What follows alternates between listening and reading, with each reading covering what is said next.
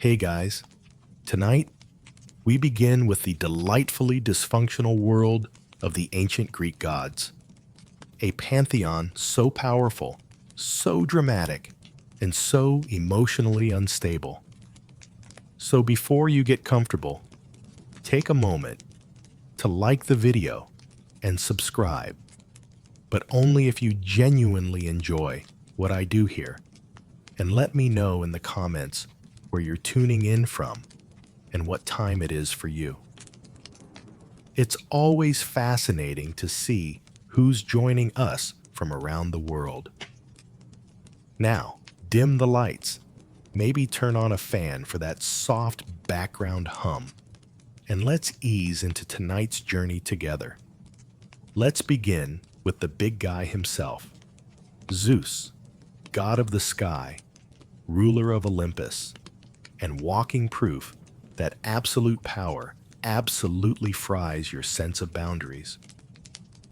Zeus was the youngest son of Cronus and Rhea.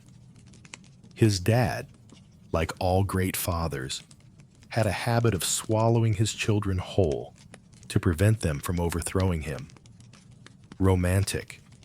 Fortunately, Rhea saved baby Zeus by tricking Cronus with a rock and a blanket, which tells you a lot about how closely this guy paid attention. Once Zeus grew up, he led a divine rebellion against Cronus, sliced open his father's stomach. Freud would have a field day and freed his siblings, Poseidon, Hades, Haia, Hestia, and Deita. Boom! The original dysfunctional family was born. After the gods won the war against the Titans, Zeus became king. He ruled the heavens, controlled thunder and lightning, and was in charge of cosmic order, justice, and oaths. In theory, that is. In practice, Zeus spent most of his time transforming into various animals and seducing anything with a pulse. Swans, bulls, eagles, golden mist.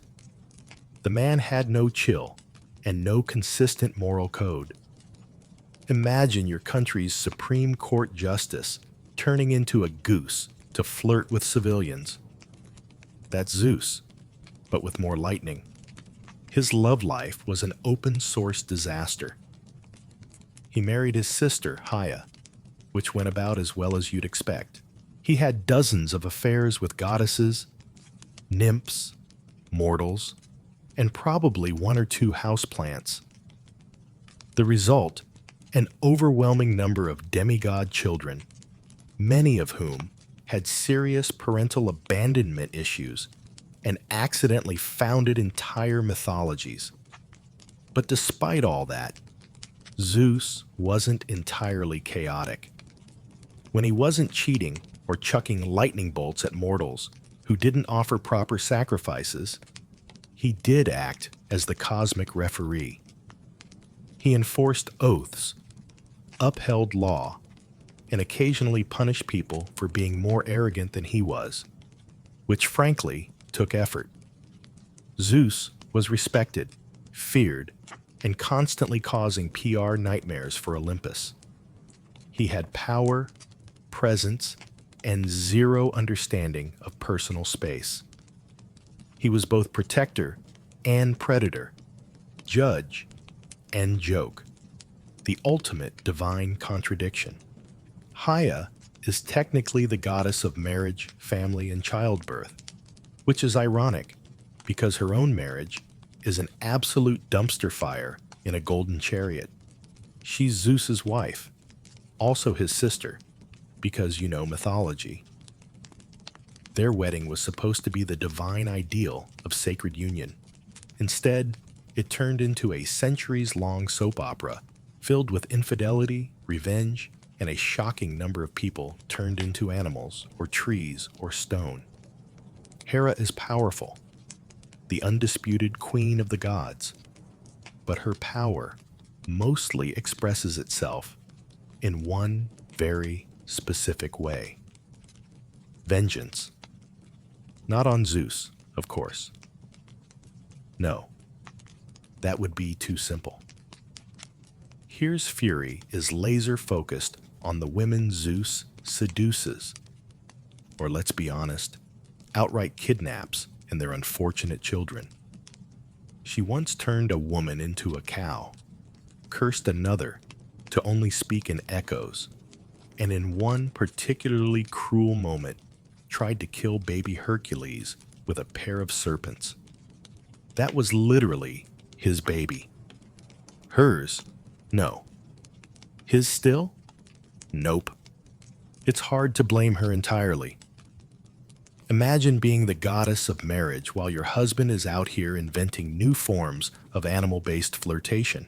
But still, her divine coping mechanisms often included eternal curses and elaborate punishments. Therapy wasn't a thing in ancient Greece, so revenge was the next best option. Yet despite all that, Haia wasn't just a celestial grudge holder. She also protected women in childbirth, upheld the sanctity of marriage theoretically, and punished oaths broken by mortals. She had temples, priests, and a devoted cult.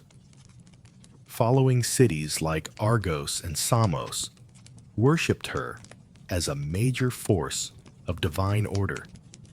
In short, Ha was the goddess you prayed to when your husband was faithful, and the one who probably sent a plague when he wasn't. She's a fascinating paradox, the embodiment of female dignity and power in a system that constantly humiliated her. Her story isn't just about jealousy. It's about a woman who was supposed to symbolize unity while holding Olympus together with pure spite and decorative fury. Poseidon was the god of the sea, earthquakes, storms, and for some reason, horses. Because nothing says ocean god like a herd of galloping stallions. But hey, mythology, he was one of the three main brothers. Zeus got the sky, Hades got the underworld, and Poseidon got everything wet, which suited him just fine. He ruled over the vast oceans, commanded sea creatures, both beautiful and nightmarish, and wielded a massive trident, not just a pointy fork, but a three-pronged divine rage stick, capable of leveling entire cities. Poseidon was revered and feared in equal measure. Sailors prayed to him for safe passage. Fishermen made offerings. City builders asked his permission before putting anything too close to the shoreline, lest it become beachfront property by accident. But let's be honest, Poseidon had issues. Big crashing tidal wave-sized emotional issues. He was the classic, unpredictable uncle. Sometimes generous, sometimes devastating. Always a bit salty. One moment he's creating islands. The next he's flooding your crops because someone forgot to thank him during a sacrificial goat ceremony. He once struck the ground so hard with his trident that he caused an earthquake just because he lost a city naming contest to Athena. Seriously, she gave Athens an olive tree. He offered a saltwater spring. The people chose olives. He chose vengeance. That's Poseidon in a nutshell. He also had a rather complicated love life. There were nymphs, mortals, even one incident involving Medusa, which ended with her getting snake hair and a monster label and him walking away without consequences. Classic. Despite all that, Poseidon wasn't just a stormy brute. He was a protector of seafarers, a builder of cities, and in his calmer moments, a god of prosperity and fertility. He was essential to ancient Greek life, especially for a culture so dependent on the sea.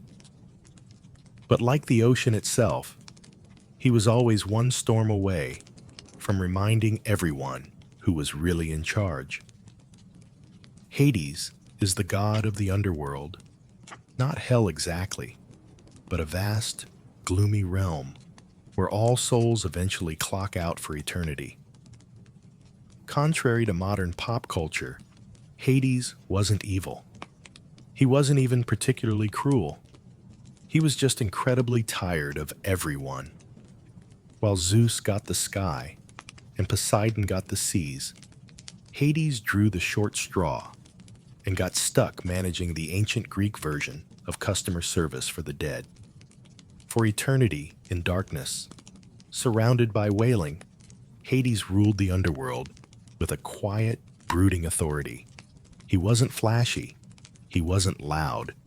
He didn't throw lightning or crash weddings. He just showed up to work every day, managing the logistics of eternity and making sure souls didn't sneak out the back. The ultimate middle manager. His domain was called Hades too, because apparently naming a kingdom after yourself wasn't a red flag back then. It had sections for the heroic Elysium, the average asphodel, and the truly awful Tartarus, ancient Greece's version of a very long detention. And guess who had to oversee all of it? That's right, Hades, the goth workaholic of the gods. Now, about Persephone. Yes, he kidnapped her. Not great.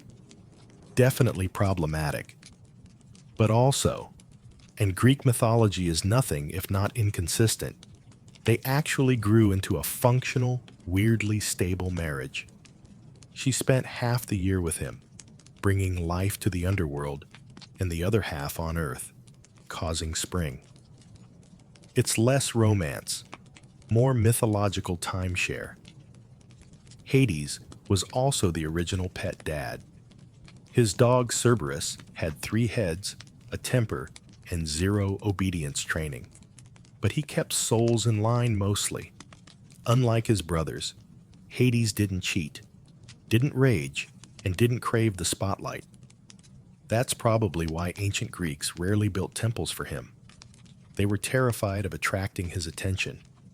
He was the quiet, grim uncle you didn't invite to the party, but still respected from a safe, polite distance. Athena is the goddess of wisdom, war strategy, handicrafts, and staying 10 steps ahead of everyone without breaking a sweat. She's basically the divine embodiment of logic in a world full of emotional wrecks with lightning bolts. Her birth alone is enough to give Freud nightmares. Zeus, after swallowing her pregnant mother, Mattis, because prophecy, of course, developed a splitting headache. Instead of aspirin, he got a hammer to the skull, and out popped Athena, fully grown, fully armored, and fully unimpressed with everyone. From day one, Athena made it clear she was not here for nonsense. Unlike her war-happy brother, Ares, Athena viewed conflict like a chessboard, something to be analyzed, controlled, and won with minimal shouting and maximum efficiency. If Eris was a chaotic bar fight, Athena was a war room with spreadsheets. She's also the goddess of crafts, which might seem out of place until you realize weaving in her hands was a battlefield. Just ask Arachne, a mortal who dared challenge Athena to a weaving contest. Arachne won technically, but was then turned into a spider for being a little too talented. Moral of the story, be humble or enjoy your new life in the corner of someone's ceiling. Athena stayed out of romance entirely. Unlike the rest of Olympus, she didn't seduce mortals, marry her brother, or transform into questionable animals. She simply had things to do. Cities to protect, heroes to advise, owls to raise. She guided Odysseus home, helped Perseus behead Medusa, and probably edited the Iliad with a red pen. Athena is the goddess you'd want on your debate team, in your war council, or running your startup. She doesn't scream. She doesn't scheme. She simply outsmarts always. Ares was the Greek god of war, bloodshed, and punching first, thinking never. If Athena was war with a blueprint, Eris was war with a sledgehammer and poor impulse control. He represented the brutal, raw chaos of battle, the part where screaming men charged into each other and no one really knew what was happening except that things were on fire and someone just lost a helmet. In short, if Ares shows up, things are about to get loud, violent, and deeply disorganized. Personality-wise, he wasn't exactly Olympus's favorite guest. Even his fellow gods didn't like him. Zeus once called him the most hateful of all the gods. And you know you've messed up when Zeus is calling you a problem.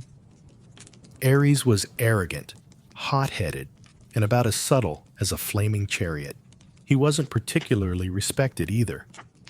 The Greeks admired strategy, restraint, and cleverness. Things Ares consistently failed to bring to the table. He didn't win battles with tactics. He just stormed in swinging. That worked occasionally, but more often than not, it left a trail of dead bodies and deeply annoyed allies. That said, Ares was still terrifying. He was the god of fear, literally. His sons were named Phobos and Deimos, aka Panic and Terror, and he loved being in the thick of a brawl. He also had an affair with Aphrodite, which sounds romantic until you remember it ended with him getting caught in an invisible net by her husband Histus and laughed at by the entire pantheon. Ancient Greek tabloids had a field day. In Roman mythology, Ares got a makeover as Mars, more disciplined, more honorable, less sweaty. But in Greece, he stayed the chaotic, muscle-bound avatar of violence. Still, Ahri had his moments. In times of actual war, he was feared and revered. Warriors made sacrifices to him, hoping he'd bring them strength, or at least ignore them for a while. And when he wasn't breaking things, he did ride a cool chariot pulled by fire bee, breathing horses, which earns him at least one style point. Aphrodite was the goddess of love, beauty, desire, and romantic messes with extremely high body counts. If you've ever seen someone fall in love way too fast with exactly the wrong person, congratulations. You've witnessed Aphrodite's divine influence. There are two origin stories for her, depending on how much trauma you can stomach. In one version, she's the daughter of Zeus and Dion. In the older, and frankly much weirder version, she's born from the sea foam that formed when Cronus chopped off Uranus's godly equipment and tossed it into the ocean. And yes, that's probably the least romantic origin ever assigned to the goddess of romance. Aphrodite was so stunningly beautiful that mortals and gods alike basically lost their ability to make good decisions in her presence. She had an actual magical belt, the cestus, that made her irresistible to anyone, which, let's be honest, is a mildly unfair advantage in the love department. Despite being the embodiment of desire, Aphrodite's own love life was complicated. She was married to Heristos, the hard-working god of fire and blacksmithing. But she famously preferred the company of Ari, the god of war, which tells you everything you need to know about her taste in men. Their affair was exposed when Heristos trapped them mid-romance in a golden net and summoned the other gods to come take a look. ancient Greece, where revenge and group humiliation were considered excellent conflict resolution. But Aphrodite wasn't all chaos and cheating. She had a softer side, too. She helped young lovers, presided over weddings, and brought beauty to the world. She was the goddess people prayed to before confessing a crush or trying to charm their way out of something stupid. Still, she wasn't above starting wars. She's the one who offered Helen of Troy to Paris, sparking the Trojan War. Why? Because she wanted to win a divine beauty contest. Yes, really. An entire civilization burned because Aphrodite wanted a golden apple that said to the fairest. She's the patron goddess of desire, not stability. Beautiful, intoxicating, and absolutely not interested in your relationship boundaries.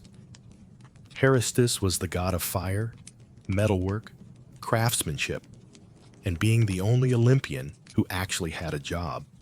While the rest of the gods were busy starting wars, chasing mortals, or throwing lightning like confetti, Histus was in the workshop, forging weapons, building palaces, and muttering under his breath. His origin story varies, but none of it is flattering. In one version, he's born deformed, and Ha, repulsed by his appearance, tosses him off Mount Olympus like unwanted luggage. In another, Zeus does the tossing after a family argument. Either way, the man falls from heaven, lands hard, and ends up with a permanent limp and probably some abandonment issues the size of Crete. Despite the rocky start, Hysus gets back to Olympus, not through forgiveness, but through leverage. He crafts Haia, a magical golden throne, which surprise traps her. The gods beg him to return and free her. He agrees, but only if they let him back into the divine club. Negotiation nailed. Now, back in Olympus, Hystaspes becomes the divine handyman. He forges Zeus's thunderbolts, Poseidon's trident, Achilles' armor, and pretty much every magical item anyone brags about. If it glows, flies, or explodes, Hystaspes probably made it while working unpaid overtime. And yet, for all his brilliance, he was consistently disrespected. His wife Aphrodite, assigned not chosen famously, cheated on him with Ares. His family, emotionally distant. To put it kindly, his co-workers constantly breaking the stuff he just fixed. But Histus never lashed out like Ares or schemed like Haia. His revenge was creative, elegant, passive-aggressive. Even that net he used to catch Aphrodite and Ares mid-affair. Artisan crafted and designed for maximum public humiliation. Practical and poetic. He's not glamorous. He doesn't sparkle. But he's the god who built Olympus. Literally, Histus is the unsung hero, the working-class deity of the gods, the patron of blacksmiths, artisans, inventors, and anyone who's ever screamed at a malfunctioning machine and then fixed it with duct tape and rage. Hermes is the god of travelers, commerce, thieves, messaging, and suspiciously fast talking. He's the guy with winged sandals, a staff that probably came with no use, Emmanuel, and an energy that screams, "I've already eaten 3 olives and lied twice today." Unlike most gods, Hermes hit the ground running, literally. On the day of his birth, he crawled out of his crib, stole Apollo's cattle, invented the lyre using a tortoise shell, and then returned to his cradle before anyone noticed. That's day 1. Most gods take centuries to cause that much chaos. Hermes needed about 6 hours. He's known as the messenger of the gods, but that's underelling it. He didn't just deliver messages. He smuggled souls into the underworld, guided heroes through enemy territory, and probably invented the divine version of express shipping. If there was trouble, Hermes was already 2 steps ahead of it, leaving behind a suspiciously vague alibi and a charming grin. He also served as the god of commerce and trade because nothing says trustworthy marketplace energy like the same guy who oversees thievery. Hermes represented negotiation, persuasion, and morally flexible entrepreneurship. Basically, the patron saint of salesmen, travelers, pickpockets, and anyone who's ever bartered at a flea market. But he wasn't just a charming rogue. Hermes was loyal when it counted. He helped Odysseus outsmart Circe. He gave Perseus the tools to behead Medusa. He even guided souls to the underworld with surprising tenderness, proving that beneath all that mischief, he had a job he took seriously. Hermes also had a signature accessory, the caduceus, a winged staff with 2 intertwined snakes. It's often confused with the symbol of medicine, which is ironic considering Hermes' primary qualifications were speed, lying, and professional boundary hopping. If Olympus had an IT department, Hermes would be the over-caffeinated tech guy who speaks in acronyms, solves your problems in 2 minutes, and then disappears to go optimize cloud functions, which may or may not involve stealing Zeus's wallet. He's clever, quick, unreliable, and deeply lovable. The god of getting things done, getting away with it, and not answering follow-up questions. Data is the goddess of the harvest, agriculture, grain, and giving life to the world, provided she's in the mood. When Data is happy, crops flourish, trees bear fruit, and the world blooms with abundance. When she's upset, well, say hello to winter, famine, and general withering disappointment. She's one of the quieter Olympians, doesn't throw thunderbolts, doesn't start wars, doesn't turn people into animals. But don't mistake quiet for harmless. She can shut down the planet's food supply with one bad mood, which, as it turns out, she did. Enter Persephone, her beloved daughter, the literal flower child of Olympus. One day, Persephone is out picking flowers, minding her own mythological business when the earth opens up, and Hades, god of the underworld and professional kidnapper, swoops in and abducts her. Classic Greek parenting crisis. Dia, understandably, loses her divine mind. She searches the earth in grief, refusing to let anything grow until her daughter is returned. Crops fail, animals starve, mortals beg for mercy. Demet's response: no Persephone, no produce. Eventually, Zeus intervenes, mostly because the humans are dying and no one's getting any sacrifices. A deal is struck. Persephone will spend part of the year with Hades, part with Data, and thus the seasons are born. Spring and summer, Deita's happy. Fall and winter, she's pouting. So yes, one of the most important natural cycles in human existence comes from Deita's seasonal mood swings. Global agriculture powered by maternal grief and emotional blackmail. Mythology at its finest. Deita also had a strong sense of justice. She once taught humans how to grow wheat and build civilizations, then turned around and burned a royal baby because the parents interrupted her mid-ritual. It's a fine line between goddess of life and terrifying earth witch. But at her core, Deita represents nurture, resilience, and the sacred bond between mother and child. She brings life from the ground and takes it away just as easily. Dionysus is the god of wine, revelry, fertility, theater, madness, and those questionable decisions you make after your third glass of whatever he's pouring. He's the divine embodiment of YOLO, wrapped in ivy, slightly intoxicated, and possibly summoning a panther. Born under very dramatic circumstances, Dionysus started life as the child of Zeus and a mortal woman, Semele. When Hera found out, because of course she did, she tricked Semele into asking Zeus to reveal his true godly form. Spoiler, it vaporized her. Zeus, ever the problem solver, stitched the unborn Dionysus into his thigh and carried him to term.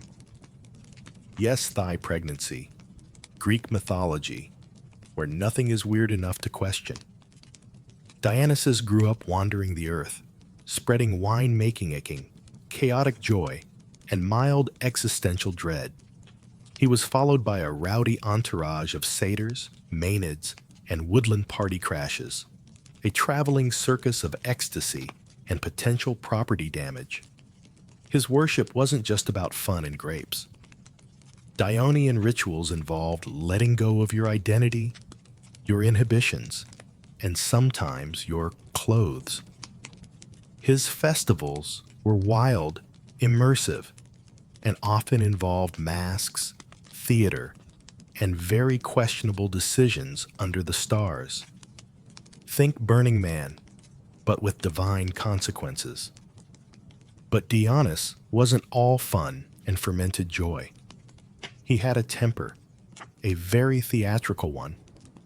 If you mocked him, refused his worship, or interrupted his vibe, things got weird. One king who banned his cult was driven mad and dismembered by his own people. Another was turned into a dolphin. He didn't do light punishment, he did statement punishments.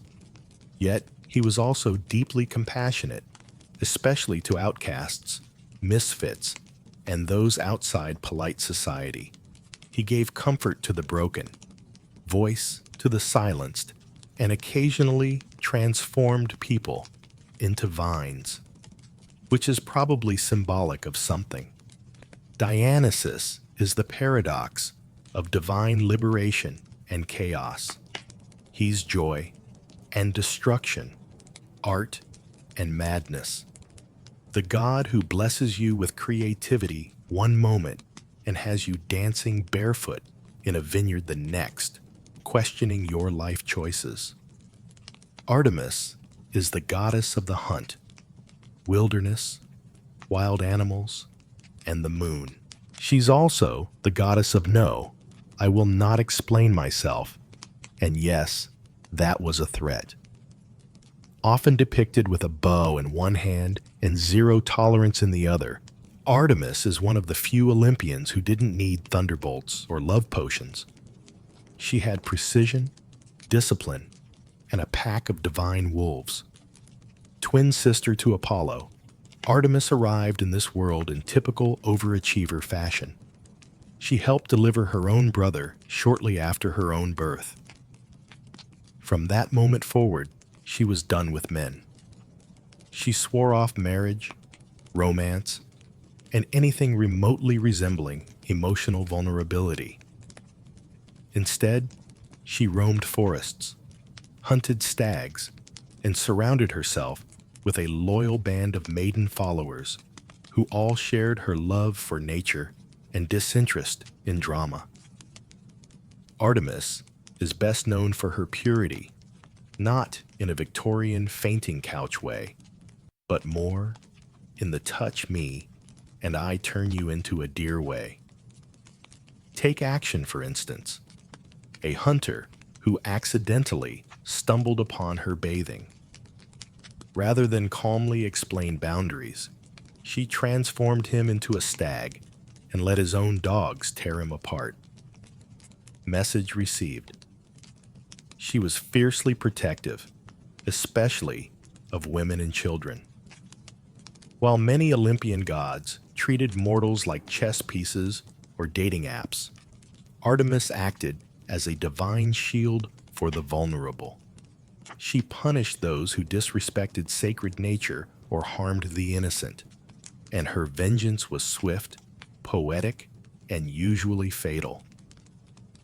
As a moon goddess, she represented calm, clarity, and mystery. She brought light to the night and guided travelers through darkness, metaphorically and literally. If Apollo was the sun's blinding brilliance, Artemis was the moon's cold, focused stare. Less warmth, more watchfulness. She wasn't flashy, but she didn't need to be. Artemis had presence. You didn't challenge her. You didn't flirt with her. You just hoped she wasn't aiming in your direction.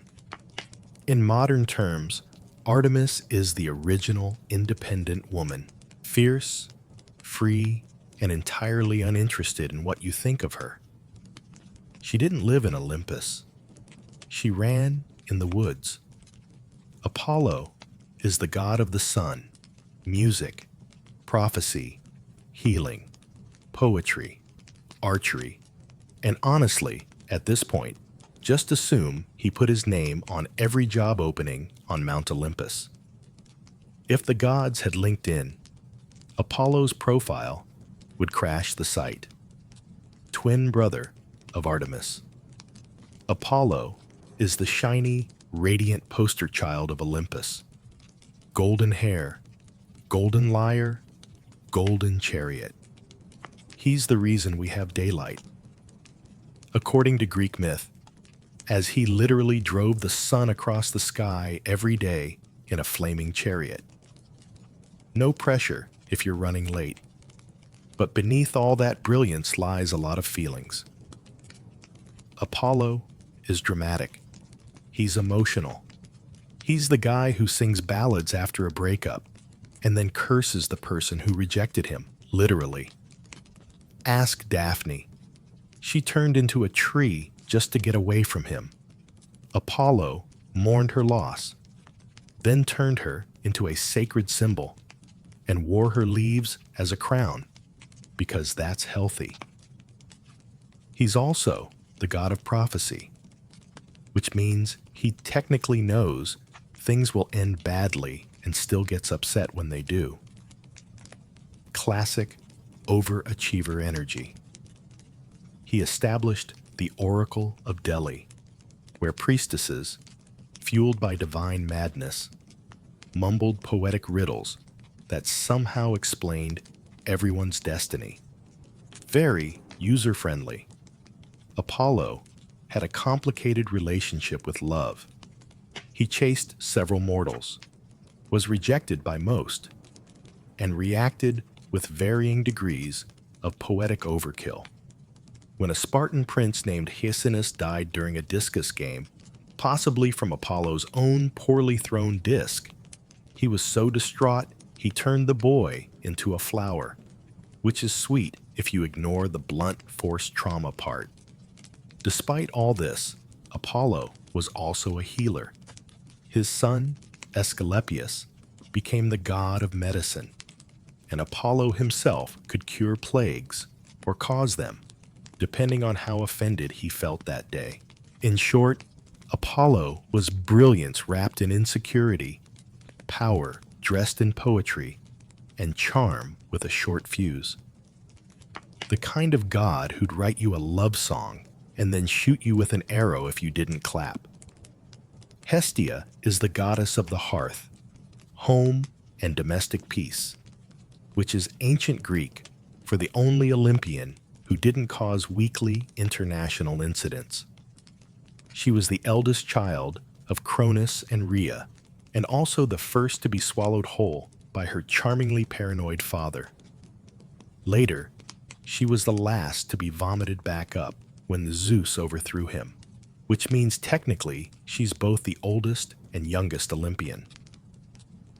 Yes, Greek mythology is a funhouse mirror of logic. Unlike her more chaotic siblings, Hestia chose peace.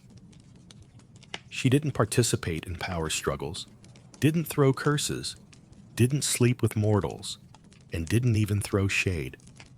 She was offered a throne on Olympus, shrugged politely, and gave it up to Dionysus. Why? So she could tend the eternal flame and not get dragged into family drama. Queen behavior. She presided over the hearth, the center of every home, temple, and city. Wherever there was a flame burning for warmth, food, or ritual, Hestia was there in spirit. No temples in her name, no scandalous myths, just a quiet presence that made everything else work. The original background essential. She was also the goddess of hospitality. In a world where shelter and food meant survival, she represented the sacred duty of caring for guests. Invoking her meant your fire would stay lit, your bread wouldn't burn, and hopefully your relatives would leave on time. And unlike most Olympians, she didn't go around turning people into animals, inanimate objects, or ironic morality lessons. Hestia didn't need revenge. She had a well-swept floor and inner peace. Because of her, every meal began and ended with an offering.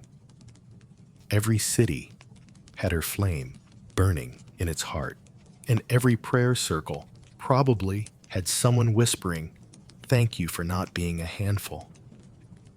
If the gods were a dysfunctional office, Zeus would be the CEO with boundary issues, Athena the overqualified strategist, Dionysus the HR violation, and Hestia would be the calm office manager keeping the coffee warm and the lights on, while everyone else argued about whose temple caught fire. Hestia reminds us that there's power in stillness, value in simplicity. And sometimes the most essential figure is the one who doesn't demand attention, but holds everything together. Persephone is one of the most fascinating figures in Greek mythology. A goddess with a split personality written directly into the seasons. She's the bloom of spring and the chill of death, life and decay, flower crown and iron throne. She's the daughter of Dita, goddess of the harvest, which already puts her in the realm of life and fertility. But then things took a turn, as they often do in Greek myth, when Hades, lord of the underworld, saw her picking flowers and decided, wife material. He abducted her straight into the underworld. No discussion, no coffee first. Data naturally was devastated. She scoured the earth, and when no one told her where Persephone had gone, she shut down agriculture entirely. The result? Global famine and an angry mob of hungry mortals. Eventually, Zeus intervened, not out of fatherly concern, but because no one was sacrificing anything while starving. A compromise was reached.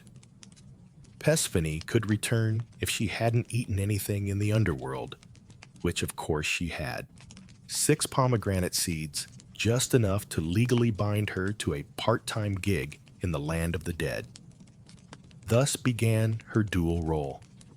Half the year on Earth with Data, ushering in spring and summer, the other half with Hades in the underworld, giving us fall and winter. The ancient Greeks invented seasonal depression with a myth.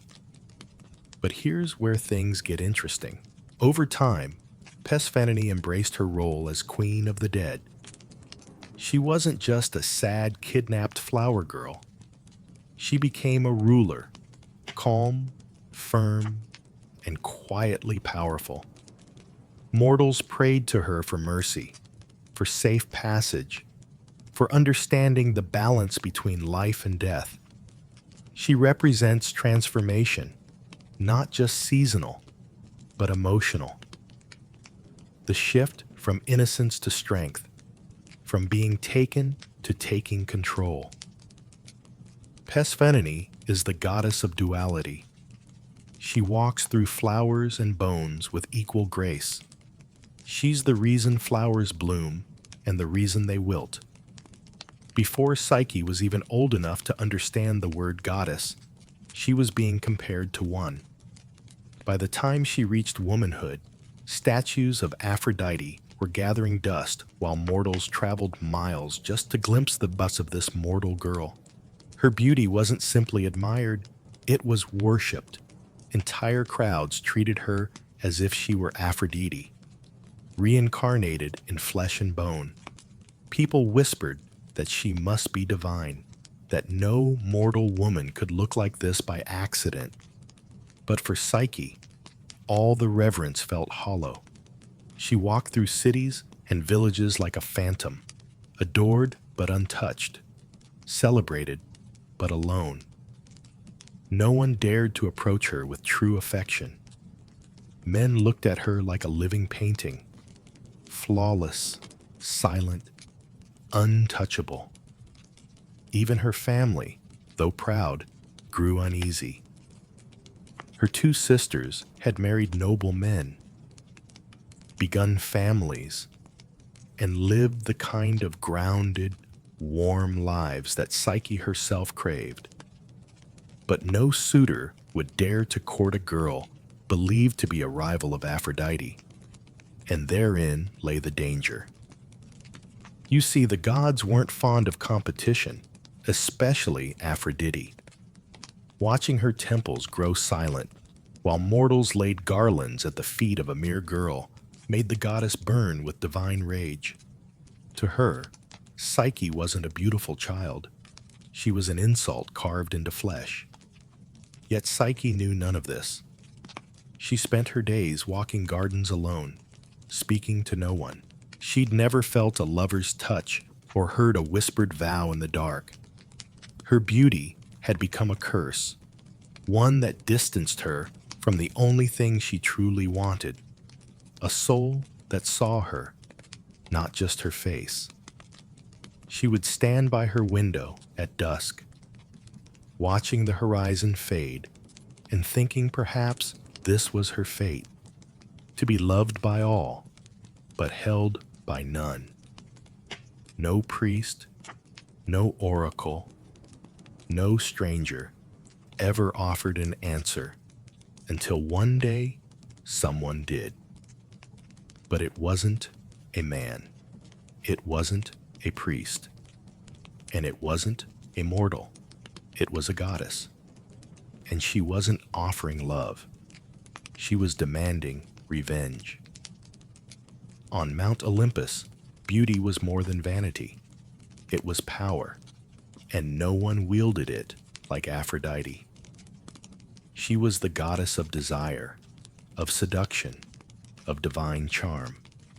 But lately, her temples echoed with emptiness.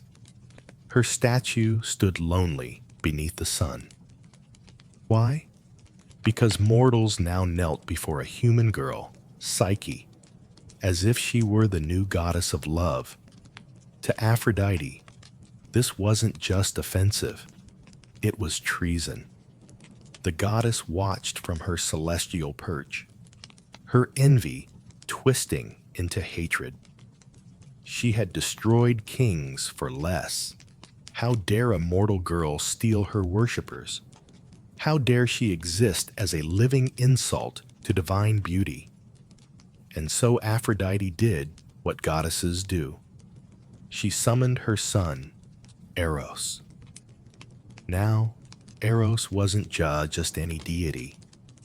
He was the god of love, yes, but not the soft, tender love mortals wrote poems about.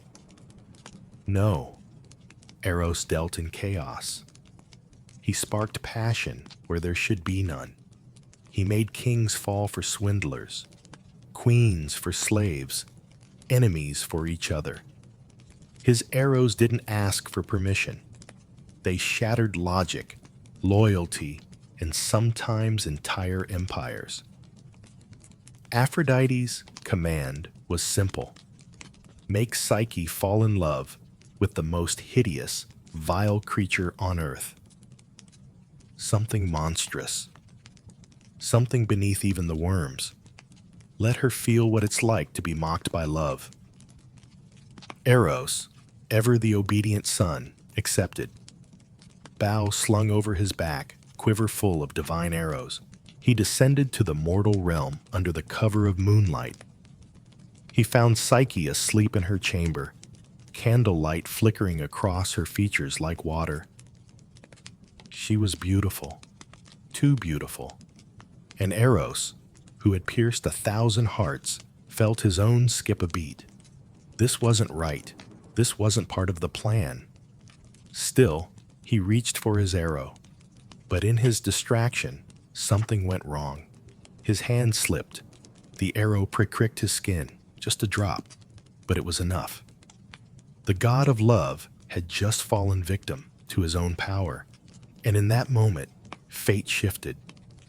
For Eros would no longer be his mother's weapon. He would be Psyche's silent protector.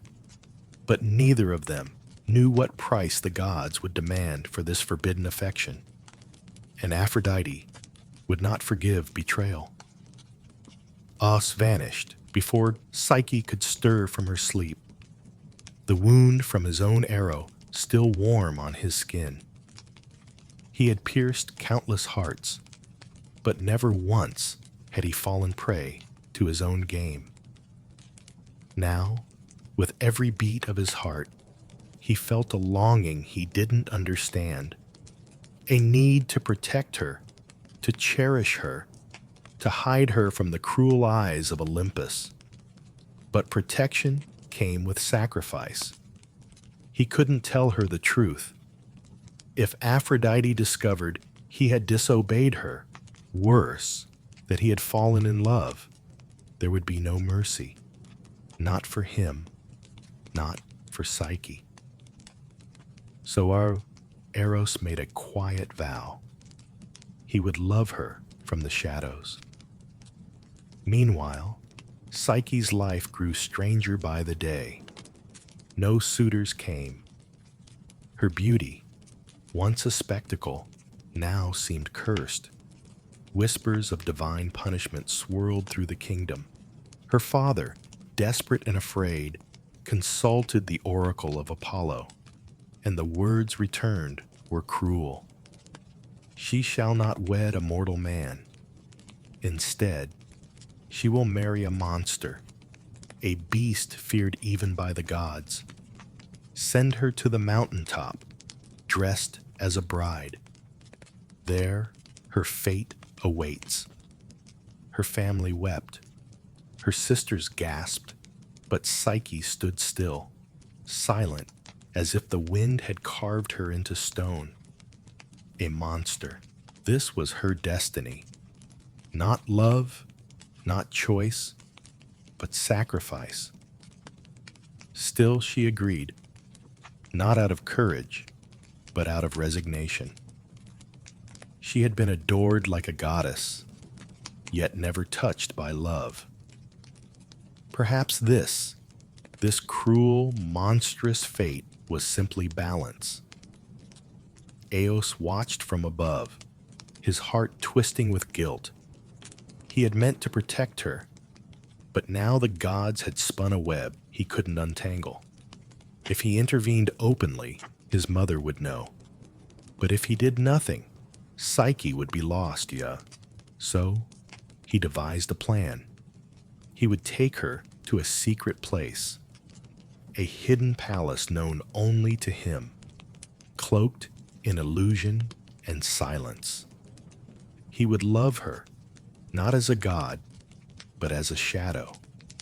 He would never show his face, never speak his name, and above all, he would never tell her the truth. Because if she knew who he was, who she was truly with, everything would shatter. Even the god of love was afraid of heartbreak. The wind was soft but strong as it carried Psyche away from the mountain peak. She had expected cold rock and gnashing teeth. She had braced for a monster's roar, but instead, silence. Gentle, surreal silence. When she opened her eyes, she was no longer on the mountain. She stood in a meadow of glowing flowers, more radiant than any garden she had ever known. A path of polished stone wound through the field, leading to something impossible. A palace, grander than anything human hands could build. Its pillars shimmered like moonlight on water. Its halls whispered her name without sound. Psyche stepped through the threshold, expecting fear, but finding peace. Servants she couldn't see guided her hands, washed her feet, placed robes upon her shoulders. Food appeared, warm and fragrant, though no one set the table. At night, a voice, deep, tender, and kind, spoke from the shadows.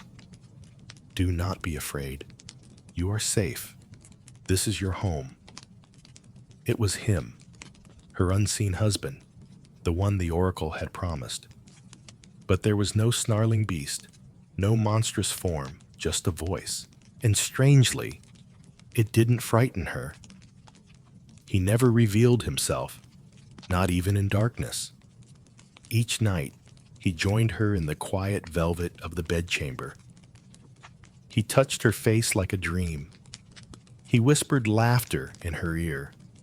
And each morning, he was gone before the sun rose. She was falling fast. Love without sight, intimacy without form. Each word he spoke made her ache for more. But the one thing he always begged was this: never try to see me. She asked once gently, why? The voice tensed. If you see me, I must leave you forever. And so she obeyed. But the mystery grew heavier with each passing day. How could such a kind, thoughtful man be the monster the oracle warned of? Why must love hide its face? And why, when she whispered her name, did he never whisper his? Psyche told herself it didn't matter, that she didn't need to know. But the human heart is a curious thing, and the seeds of doubt, once planted, never stay buried for long, especially when family comes to visit, and especially when sisters come bearing poison disguised as love. It had been weeks, perhaps months. Time moved strangely in the invisible palace. Psyche knew peace, laughter, luxury, and love. But she also knew isolation. No faces, no names, no truth. Just a voice in the dark and shadows that kissed her lips. Then one morning, her husband's voice was different. Sorrow will follow if you see them, he said. See who? Your sisters. They believe they come out of love, but what they bring is ruin. Psyche's heart cracked. She missed them. Their teasing, their warmth, even their jealousy. They were her last connection to the mortal world, to the girl she used to be before gods and palaces and mystery husbands. She pleaded, let me see them, please, just once. Eos hesitated, but he could never deny her. He agreed with one warning. Do not let their words poison what we have. They will try to unravel your trust. You must not listen. And so, the winds that once lifted Psyche carried her sisters to the garden gates of the invisible palace. When they saw her, they were stunned. She was alive, more than alive, radiant, draped in silks finer than any queen, her skin glowing like starlight. They embraced her, laughing nervously, hiding their envy beneath brittle smiles. Where is your husband? One asked. Psyche smiled. He comes only at night. I've never seen him. The sisters froze. You've never seen him? She nodded. He won't let you see his face. The other gasped. What if he's hideous, a beast, or worse, what if he's one of the gods using you and laughing behind your back? Their voices dripped with sweet concern, but Psyche felt the change. The old sibling rivalry was still there, now twisted into something darker. Jealousy sharpened their words. He keeps you hidden, blind, dependent. Is that love or imprisonment? The seed of doubt was planted. They saw it take root, and they smiled. As they left, they kissed her cheeks and whispered, "Just take a lamp one night. See for yourself. If he loves you, what harm can truth do?" Psyche watched them disappear into the wind, and for the first time since arriving in paradise, she couldn't stop shaking. Not from fear, from curiosity.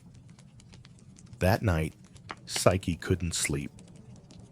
She lay in the dark, wrapped in silk sheets, his arms gently curled around her, his breath steady beside hers. But her mind was loud, louder than his heart, louder than love. Her sister's words kept repeating like a spell. What if he's a monster? What if he's using you? What if he's not who you think he is? She had trusted blindly. She had given herself completely to a voice in the dark. But was that love or simply surrender? She slipped from the bed, silent as snowfall. Her bare feet kissed the cold floor, and in her hand she held a small bronze oil lamp, its wick already lit. Her heart thundered in her chest as she approached. Her fingers trembled as she leaned in, and when the light reached his face, she gasped. Not a monster, not a god in disguise. A man beautiful beyond words. Golden curls tangled on the pillow. Soft lips curved in sleep. And on his back, wings feathered, divine, folded like a secret. This was OS, the god of love, and he had chosen her. Her eyes filled with tears, not from fear, but from guilt. He had trusted her, warned her, loved her, and she had doubted. She leaned closer, wanting to kiss his lips, to whisper an apology before the light was gone. But fate is cruel. A single drop of hot oil spilled from the lamp and touched his bare shoulder. He awoke with a cry of pain and betrayal. His wings flared open, his eyes wide with heartbreak. "You broke your promise," he said, voice hollow. "You trusted fear more than love." "I'm sorry," Psyche whispered, falling to her knees. "I just wanted to know." Eros stepped back, his glow dimming. "Now you do." And with that, he vanished into the darkness. The palace crumbled behind him. The invisible world they'd shared unraveled like smoke. Psyche was left alone on a barren hillside, the lamp still warm in her hand, and her heart shattered. She had seen the god of love and lost him, not to fate, but to doubt. Psyche wandered barefoot and broken across a world that suddenly seemed colder. The lush gardens, the silken halls, the voice that once lulled her to sleep, gone. The sky offered no answer. The earth gave no comfort. Only her regret remained. Each step was heavy with sorrow. She called out to Oz in forests, in fields, in rivers, even in dreams. But there was no reply. The god of love had vanished, not from Olympus, but from her life. In desperation, Psyche returned to her father's home. But the palace that once cherished her now whispered with rumors. Her sisters, triumphant in her misery, claimed she had married a demon and lost everything. No one believed her tale of love and gods and winged husbands, so she left again. This time, not out of exile, but purpose. She would find OS, no matter how far she had to go, no matter what wrath she might face, even if it meant entering Olympus itself. But mortals don't simply walk into the heavens. So, she sought the only one who might guide her path, the one who had started it all, Aphrodite. Yes, Psyche was afraid. The goddess had reason to hate her. But if Eros still loved her, if there was even a sliver of hope, then Psyche would face even the wrath of Olympus to earn redemption. She found Aphrodite not in a golden temple, but in a private garden surrounded by mirrors. The goddess looked into her own reflection, as if searching for floors that didn't exist. When Psyche approached, Aphrodite didn't turn. "I warned you once," the goddess said coldly, "and still you touched what was mine." Psyche knelt. "I love him." Aphrodite laughed. "You love him? You mean the son you betrayed? The god you doubted?" "I was foolish," Psyche admitted, "but I will do anything to earn back his trust." Aphrodite turned, her eyes sharp as blades. "Anything?" Psyche nodded. The goddess smiled, but it was not kind. "Then you will suffer. You will be tested. And perhaps at the end of your agony, you'll be worthy of my son." Thus began a trial not of strength, but of devotion. And Psyche would have to face it alone. Aphrodite didn't waste time. Her beauty was legendary, but her cruelty, when provoked, was equally divine. If Psyche wanted even a chance to see Eros again, she would have to prove her worth through a series of impossible trials. The first task was deceptively simple. Aphrodite led her to a vast storage chamber where mountains of seeds spilled across the floor. Barley, millet, lentils, poppy, wheat, and beans all mixed together into an indistinguishable chaos. By nightfall, Aphrodite said with a yawn, "Separate them, every grain, every seed, into its proper pile. If you fail, you'll never see my son again." Then she left, humming to herself. Psyche stared at the impossible task. Even 1,000 hands wouldn't be enough to sort such a mess in a day. She knelt anyway and began, picking seed after seed, her fingers shaking. Minutes passed like hours. Her eyes blurred. She wasn't even a fraction of the way through. But the gods are always watching, and so are their creatures. Unseen by Psyche, a line of ants had been watching her toil. Not just any ants.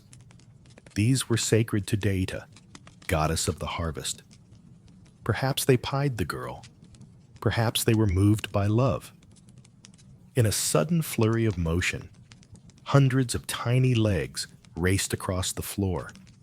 The ants formed living rivers, dividing the seeds with shocking precision. In minutes, the chaos became order. Barley to one side, lentils to another, millet in neat pyramids.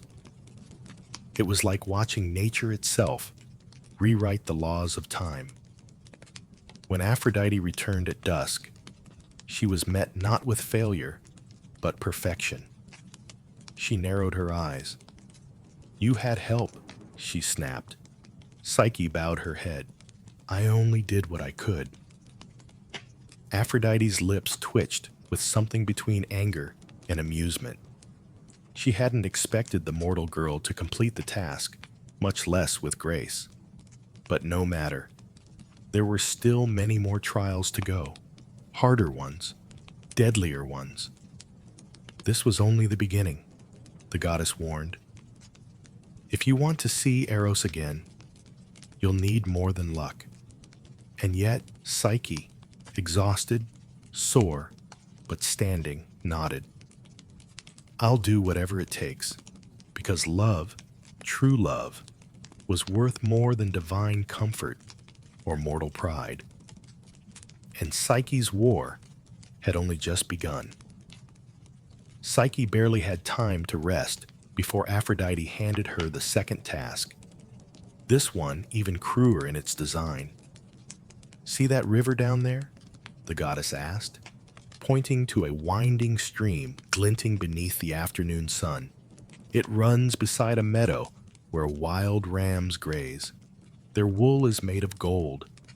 Bring me a tuft of it, just a handful, but do try not to die. She smirked and vanished, leaving Psyche to face what she knew was more than a simple chore. These were no gentle creatures. The golden rams were sacred, their eyes wild and their horns sharp as spears. They were known to gore anything that entered their field, tearing intruders apart without warning. They glittered like treasure, but guarded it with rage. Still, Psyche climbed down the hill and approached the field. She crouched by the reeds, heart pounding, watching the creatures roam. Their hooves cracked against stones. Their growls echoed low and primal. There was no way she could survive entering their territory in daylight. She sank to her knees, tears welling, fear clawing at her resolve. But once again, the world watched. A quiet whisper drifted through the tall grass. A soft voice like reeds swaying in rhythm. It was a spirit of the river, an old presence bound to the stream. Do not enter the field while the sun is high, the spirit murmured. The rams rage under daylight, but when twilight falls, they rest in the shade. Wait, and then gather the wool from the thorny branches where it has snagged. No beast will miss it. Hope returned. Psyche waited. Hours passed. The golden rams, one by one, wandered into the trees and settled into slumber. As darkness fell, she crept forward, quiet, careful, and found tufts of golden fleece tangled in brambles and bark. By moonlight, she gathered the wool and returned to Aphrodite, who narrowed her eyes at the shimmering handful in Psyche's palm. "You live again," the goddess muttered, curious. But Psyche said nothing. No pride, no gloating, just silent strength, because love had taught her something even the gods had forgotten. Courage grows quiet, but it endures. And though Aphrodite was not finished testing her, Psyche was far from finished fighting. Aphrodite was growing frustrated. Psyche had survived tasks meant to crush her, using nothing but determination and a strange, unshakable luck. The goddess's smile was gone now, replaced by cold calculation. And so, for the third trial, she gave Psyche an errand that should have ended her story for good. "Fetch me water," she said. "Not from a well, not from a stream, but from the river Styx itself." Psyche palled. The Styx was no ordinary river. It marked the boundary between the world of the living and the dead. Its waters were sacred, cursed, and fatal to touch. Even the gods approached it with fear. Mortals didn't survive its banks. They didn't even return. Still, Psyche nodded. Her journey led her to the edge of a cliff so steep it seemed carved by the hands of titans. Far below the river, Styx churned like black glass, and from it rose vaporous curses and the cries of lost souls. Its current didn't flow. It coiled like a living serpent. Worse still, guarding the river were monstrous winged beings, centuries of the underworld. They swooped and screamed at anything that moved, claws sharp enough to tear bone from flesh. There was no way down, no path forward, no hope. She collapsed beneath a rock ledge, clutching the crystal vial Aphrodite had mockingly handed her. Just a sip, the goddess had said, enough to show you tried. But then a shimmer. A high-pitched hum filled the air, and from a crack in the stone emerged a tiny creature, an eagle massive by bird standards, regal and golden-eyed, sent by Zeus himself, the eagle of thunder and kings. Without a word, it took the vial from Psyche's hand, spread its wings, and soared down the deadly cliff. The centuries shrieked, but dared not attack, for even death respected Zeus's command. Within moments, the eagle returned, placing the sealed vial filled with Styx's shimmering cursed waters into Psyche's trembling hands. She didn't ask why Zeus helped her. Perhaps Aus had once helped him. Perhaps even gods respected love's endurance. When Psyche returned to Aphrodite, the goddess accepted the vial with stony silence. Psyche had passed again, but the final trial would take her where even gods fear to go. And not all love stories survive a journey into the underworld. Aphrodite's voice was colder than the Styx itself. For your final task, she said, you will journey to the realm of Hades. There you will beg Queen Persephone for a box of her beauty. A gift, you see, for me. I'm feeling quite worn lately. Your existence exhausts me. It was a death sentence. Even the boldest mortals avoided the underworld. The living did not enter Hades' realm and return, but Psyche no longer hesitated. If the path to OS lay through darkness, then darkness would not stop her. Guided by whispers from sympathetic voices, some say Demeter, others say invisible demons of kindness, she found a hidden entrance, a cave that pierced the world's surface like a forgotten scar.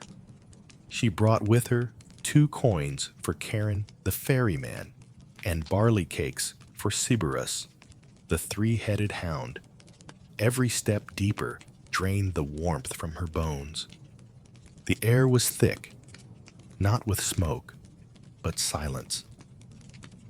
The souls she passed drifted like memories, thin, hollow, and unreachable. At the river Erin, Charon accepted her payment and rowed her through still waters stained with forgotten grief. When Cerberus appeared, snarling at the threshold of Persephone's palace, she fed him the cakes. He quieted, licking his blood-stained jaws.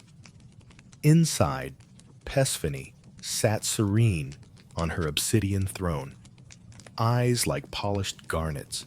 You come for beauty, the queen said, not unkindly. But at what cost? I do not want it for myself, Psyche replied. I must deliver it to Aphrodite. Persephone nodded. Perhaps she too understood the madness of love.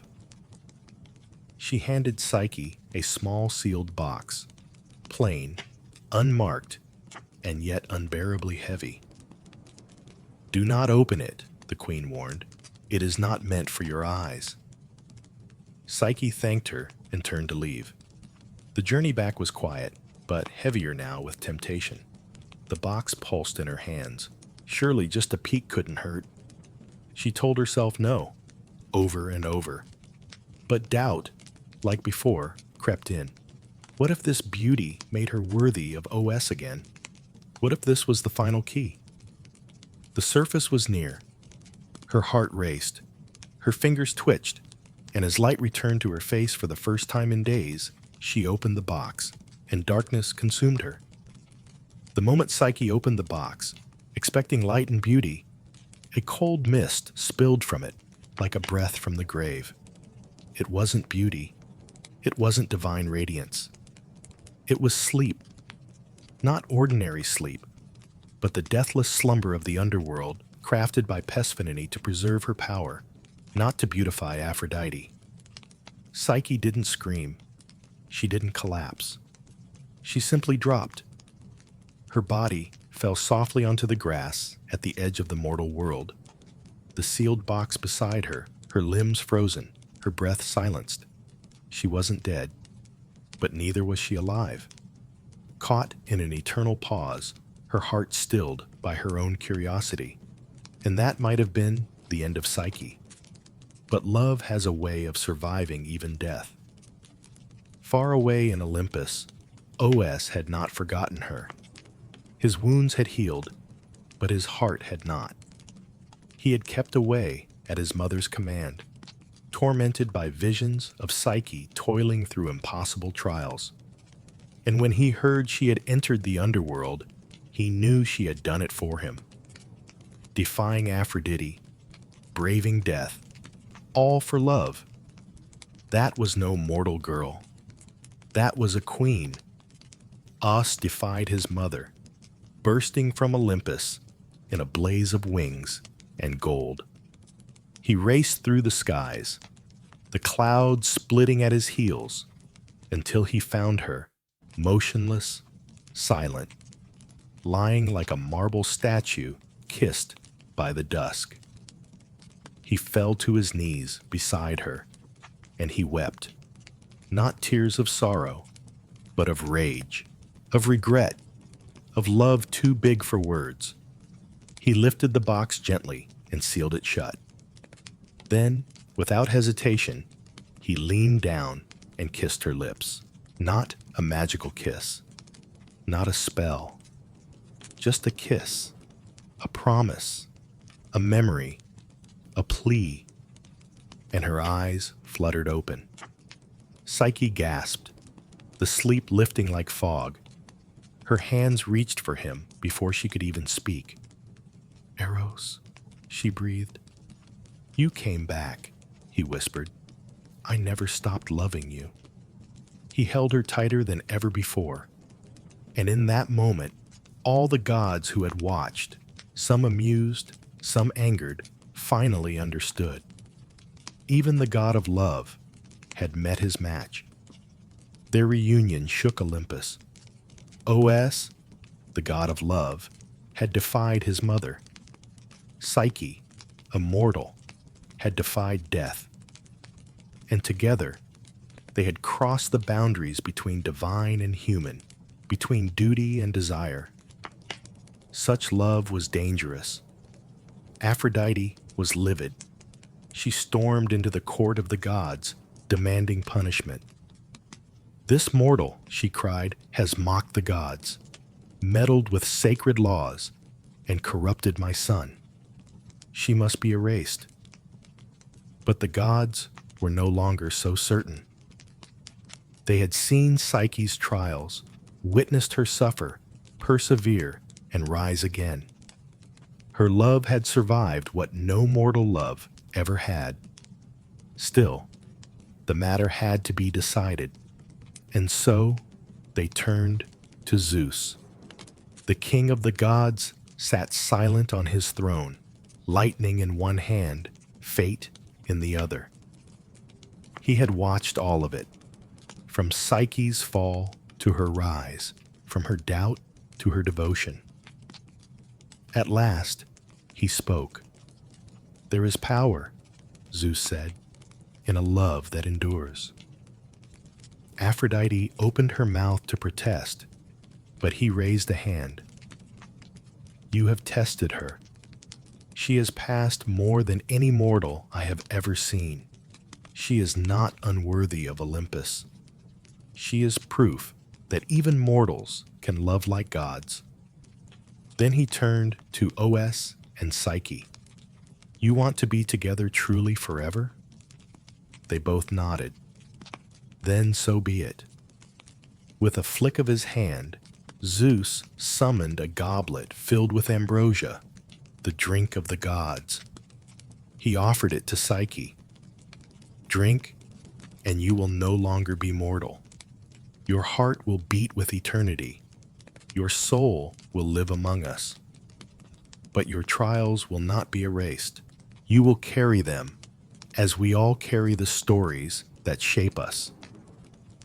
Psyche took the goblet. Her hands didn't tremble. She drank. Warmth spread through her, not burning, but blooming. Her senses expanded. Her heartbeat slowed, then deepened like a bell tolling across centuries. And just like that, she was divine, no longer mortal, no longer less. OS took her hand, and in front of all Olympus, they were declared husband and wife. Love, for once, had not ended in tragedy. It had been crowned. The moment Psyche drank the ambrosia, the transformation was complete. Not just in body, but in spirit. Her skin shimmered with divine radiance. Her eyes now holding galaxies rather than tears. The gods who once scoffed at her mortal blood now watched in awe. For the first time in Olympus's long memory, a mortal had earned her place among them, not by bloodline, but by devotion. She was no longer Psyche the girl or Psyche the beautiful. She was now Psyche the immortal, a goddess in her own right.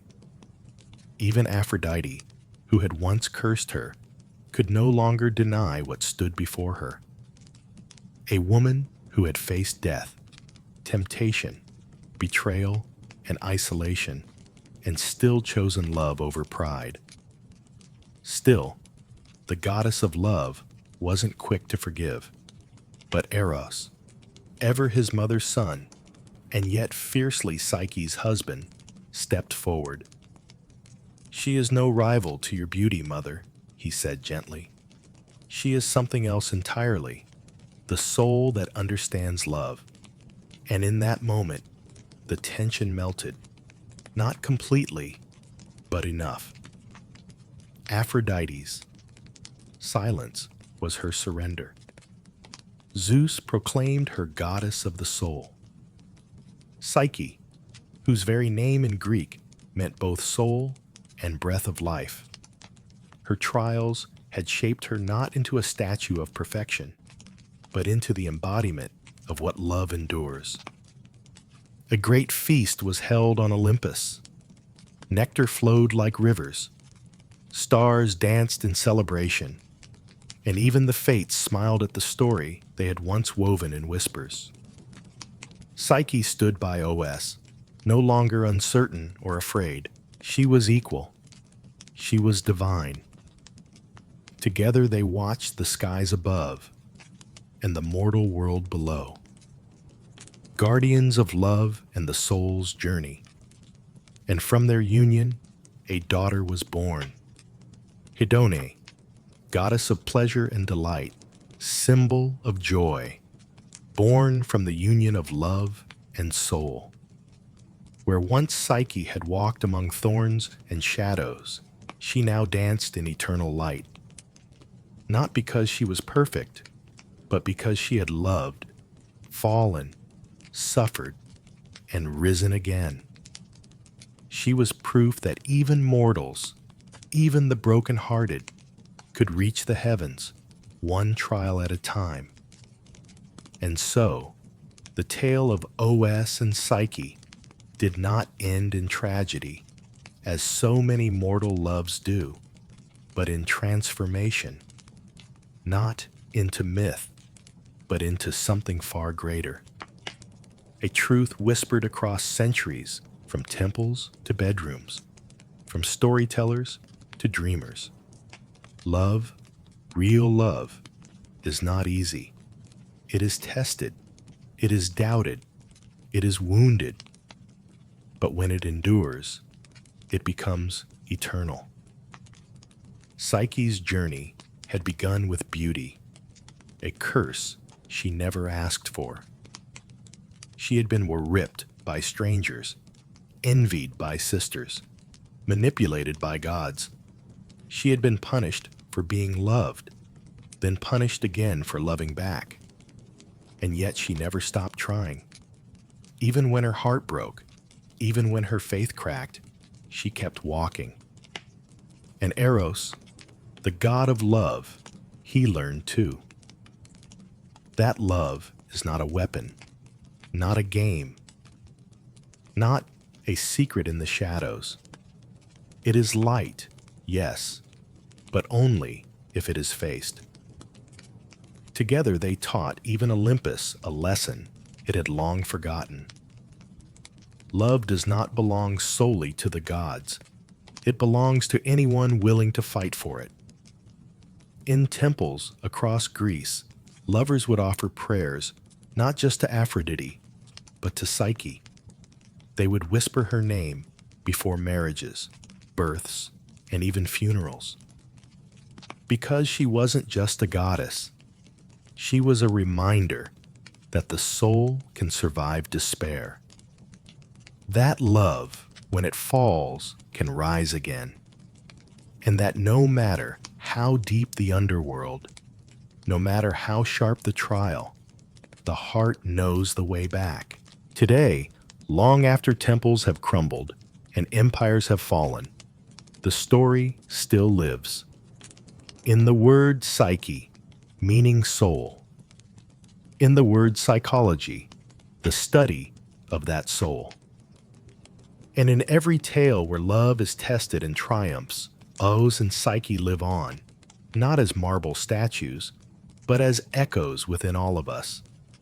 Every time we choose trust over fear, forgiveness over pride, and love over silence, we walk their path. And perhaps, like them, we become a little more divine. Long before she was feared, before statues froze mid-scream and serpents whispered across marble floors, Medusa was a mortal girl. Beautiful beyond compare. Her beauty was not loud or proud. It simply existed, uninvited, like sunlight slipping through stone. Her hair shimmered like strands of midnight silk.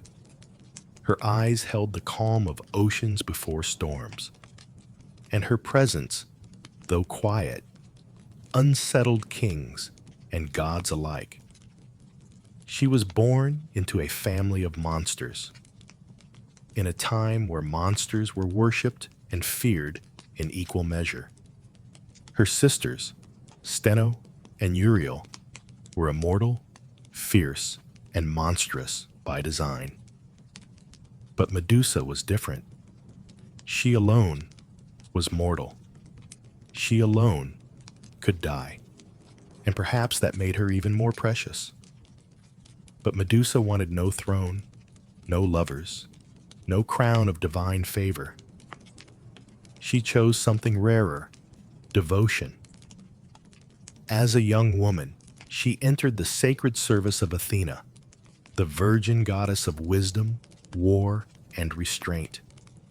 In the echoing marble temple, built high on cliffs above the sea, Medusa swept the floors, lit the incense, and whispered prayers long before dawn.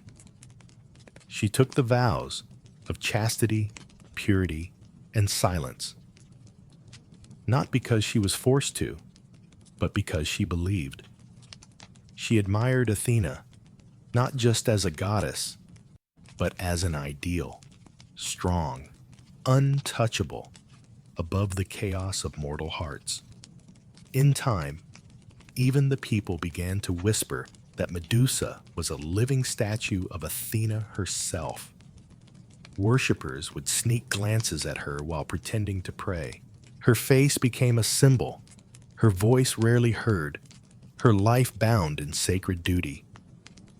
But beauty, even in a temple, is not safe. Word of Medusa's grace spread beyond the temple walls, past the cities, through forests, into the realm of gods, and with it came danger.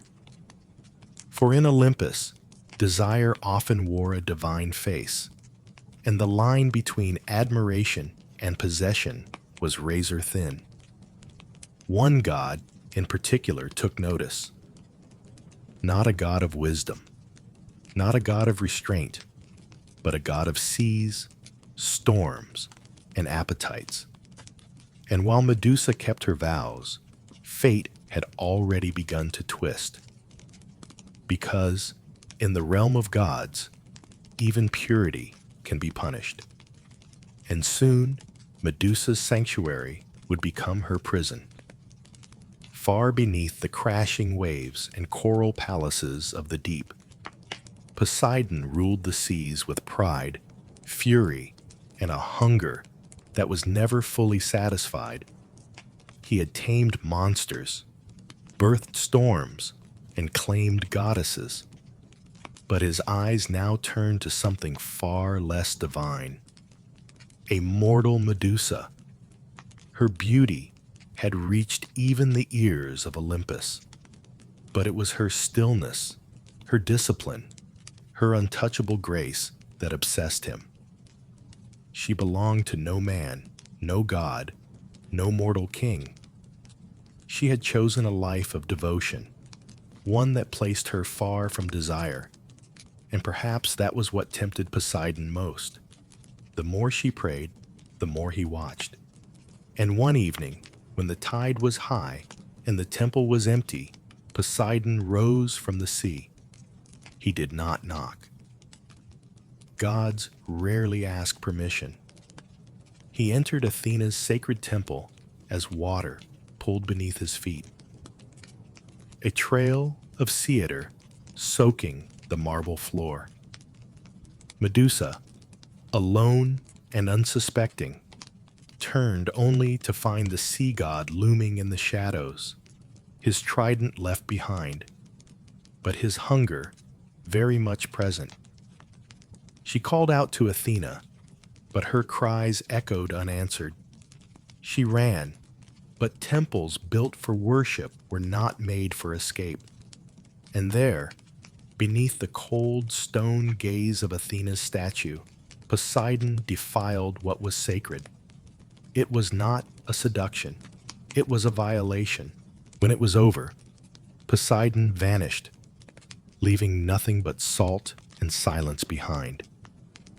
Medusa, broken, curled beneath her goddess's image, waiting for justice, for comfort, for anything divine. But gods are not always just. When Athena returned to her temple and saw the desecration, her fury was absolute. But not at Poseidon, at Medusa. Whether out of pride, denial, or divine law, Athena blamed her priestess for allowing the temple to be defiled. Whether she saw Medusa as complicit or simply inconvenient didn't matter. The purity of her sanctuary had been broken.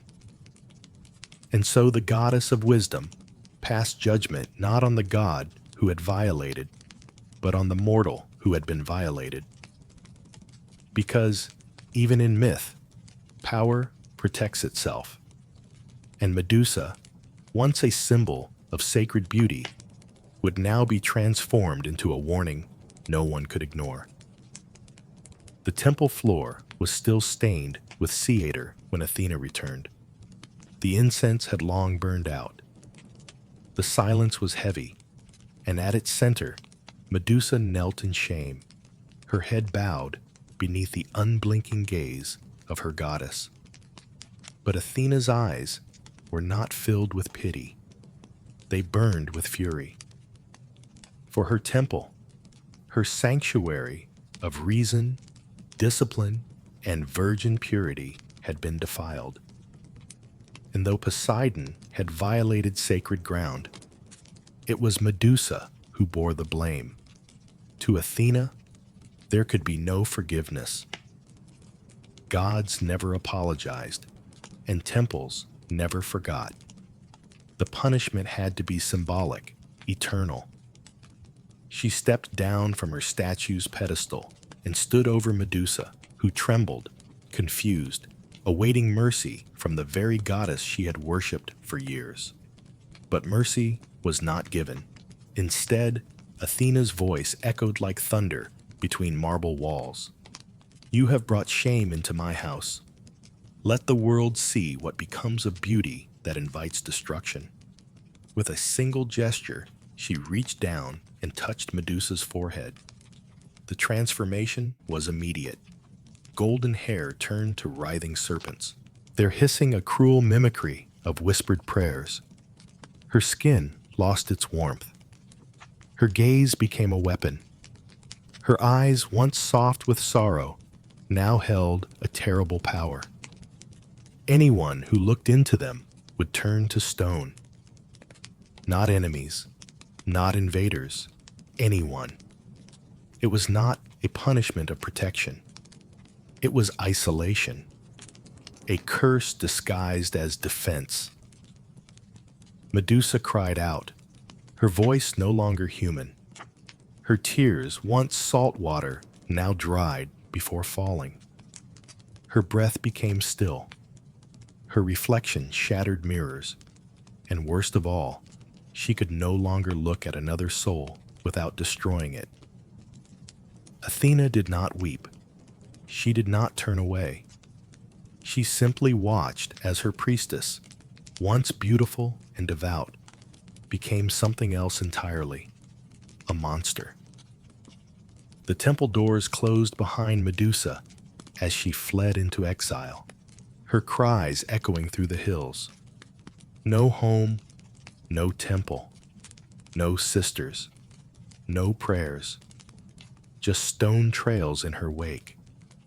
And from the cliffs of Olympus, Athena returned to her throne unmoved.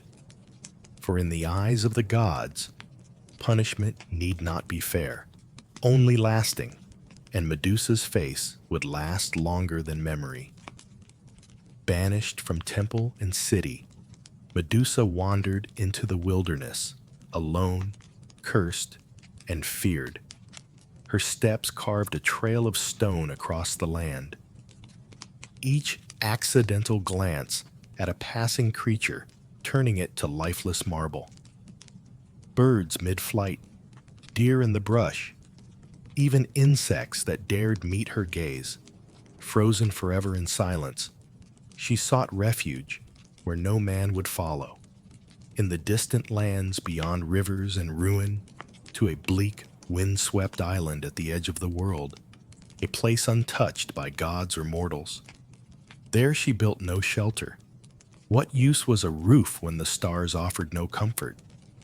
What use were walls when her enemies had once been her protectors?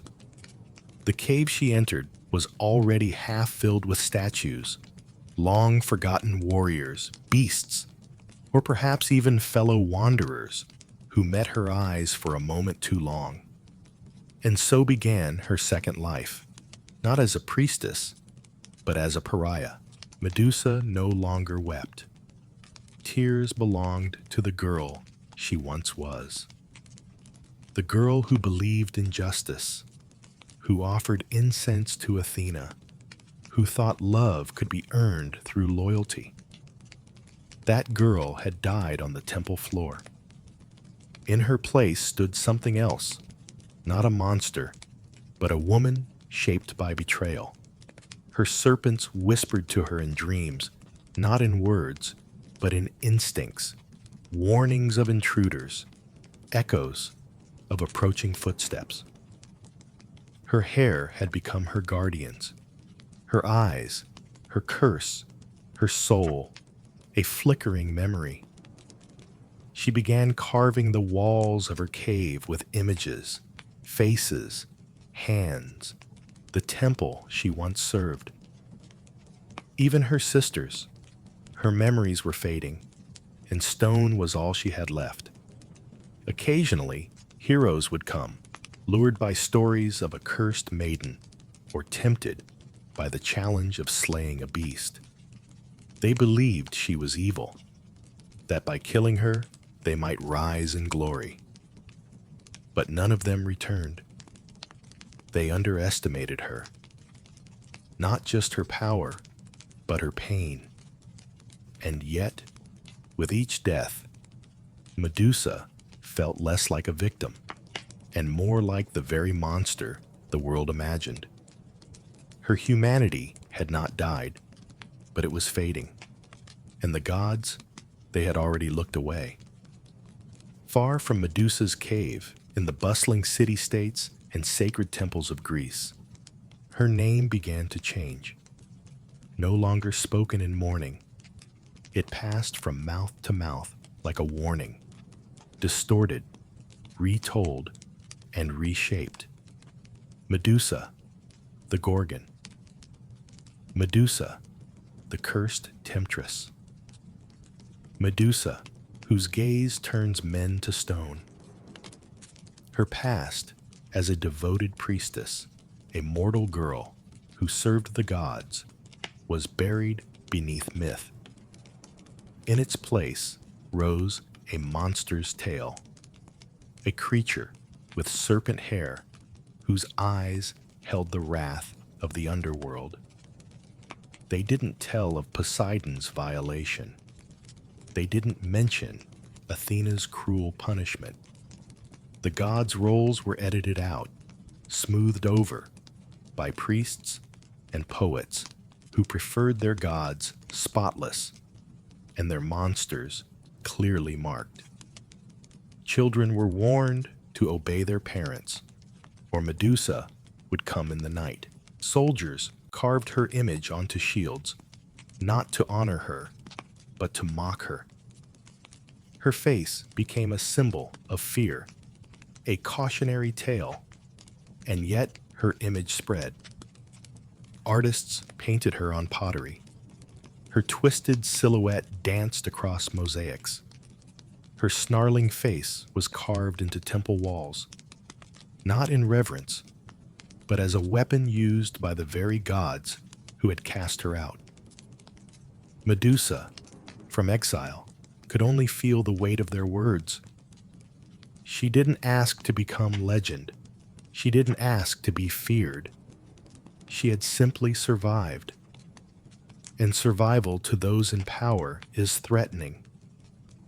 On the mainland, some whispered of her as more than a monster. Old women in mountain villages left offerings near caves, murmuring that Medusa protected women who had been hurt. They didn't fear her. They pied her.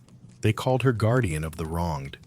But these voices were soft, and the roar of hero myths drowned them out. Medusa remained hidden, unaware of how deeply her name had split.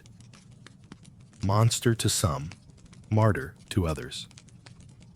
What she did know was this: no matter how far she hid, they would keep coming. Men, with swords and shining armor. Men who thought killing her meant glory. Men who had never cared who she was, only what she had become. And somewhere, a new challenger was already being born.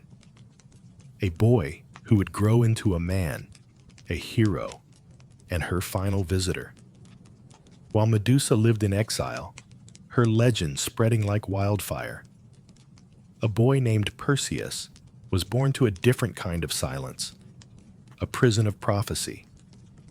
His mother, Danier, had been locked away in a bronze tower by her father, King Acreus, desperate to stop a prophecy that her son would one day cause his death. But the gods don't respect mortal locks. Zeus came to Denia, not with love, but as golden rain, slipping past walls and warnings. From that divine encounter, Perseus was born. When the king discovered the child, he dared not kill a son of Zeus directly, so he cast mother and infant into the sea, sealed in a wooden chest, a quiet execution wrapped in cowardice. But the sea, ruled by Poseidon, carried them not to death, but to refuge. They washed ashore on the island of Serapos, where a fisherman took them in. Dire raised Perseus in hiding, teaching him strength, humility, and the silence of survival. She never spoke Zeus's name. She never told her son what kind of god had sired him. Years passed. Perseus grew into a sharp-eyed young man, clever, strong, but untested. And then came the king of Serapos, Polyctes. He wanted Dire for himself. Perseus stood in the way. The king, feigning kindness, invited Perseus to a feast. Each guest was to bring a gift. Perseus, poor and proud, brought nothing. Polyctes sneered. "Then bring me the head of Medusa." Laughter followed. It was meant to humiliate him. But Perseus, stung by pride and unaware of the truth behind the name, accepted. The gods watched with interest. Athena, perhaps still nursing guilt over what she'd done to Medusa, saw an opportunity.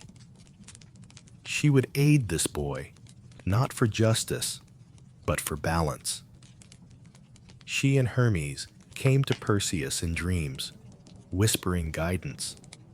They gave him tools, winged sandals to fly, a polished shield like a mirror, an adamantine sword, and the helm of Hades to vanish from sight. But no gift came without purpose.